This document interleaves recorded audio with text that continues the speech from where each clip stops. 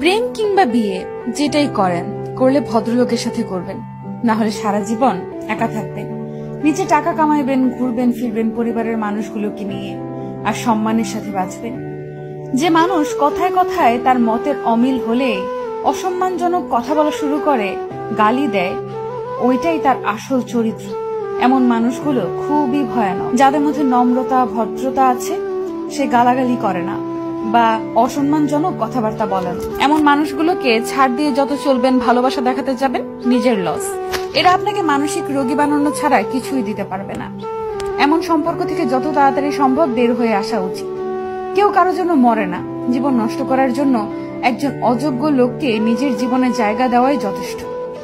বারবার নিজের অসম্মান হজম করে নিজেকে না মেরে একেবারে এমন অসুস্থ সম্পর্ক শেষ করে নিজেকে মুক্তি দিয়ে দেখেন, আপনার জীবনে উন্নতি হবেই। একজন সাপোর্টিভ সঙ্গী পাওয়া ভাগ্যের ব্যাপার।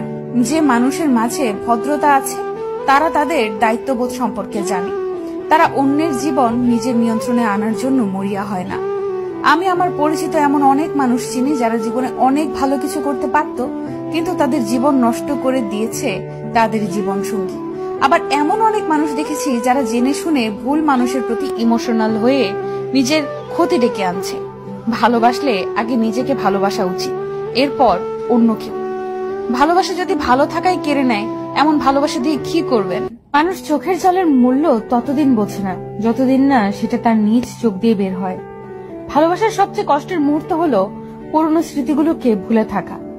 এই কেমন কষ্ট! না কাউকে দেখানো যায়, না কাউকে বলা যায়, না শুয়ে থাকা যায়, না ভুলে থাকা যায়, না ফেলে দেওয়া যায়। শুধু প্রত্যেকটা সেকেন্ড বুকের ভেতর অনুভব করা যায়। এর নামে কি ভালোবাসার কষ্ট? কখনোই প্রিয় মানুষের কাছে নিজের দুর্বলতা প্রকাশ করবেন না। যদি আপনি প্রকাশ করেন, তখন সে আপনার দুর্বল জায়গায় আঘাত করবে। কখনোই কাউকে বেশি আপন ভাবাটা ঠিক নয়, কেননা কিছু সময় পরে সেই ব্যক্তিটি পর হয়ে যায়। কাউকে বেশি ভালোবাসতে যাবেন না, কেননা যাকে আপনি সবচেয়ে বেশি ভালোবাসবেন, সেই মানুষটি আপনার কষ্টের কারণ হয়ে দাঁড়াবে।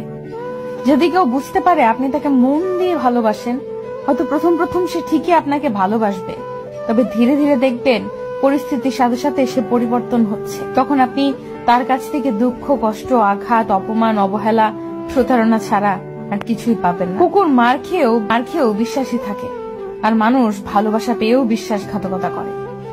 নিজের প্রতি ভরসা আর বিশ্বাস করতে শেখো। পথ যতই কঠিন হোক, রাস্তা তুমি নিজেই খুঁজে পাবে। ভালোবাসা এমন এক বদ অভ্যাস যেটার কারণে মানুষ এক মুহূর্ত আনন্দ পাবার জন্য সারা জীবন কষ্ট সইতে দ্বিধাবোধ করে না। যতই রাগ উঠুক না কেন, রাগের সময় একটু ভেবেচিন্তে কথা বলা উচিত।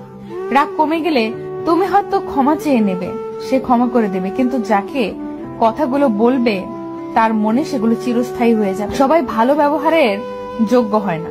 মাঝে মাঝে যে যেমন তার সাথে তেমন ব্যবহার করা উচিত।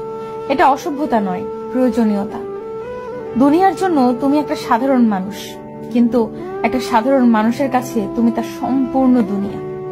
নিম পাতায় যতই চিনি মিশাও না কেন, তা কখনো মিষ্টি হয় না।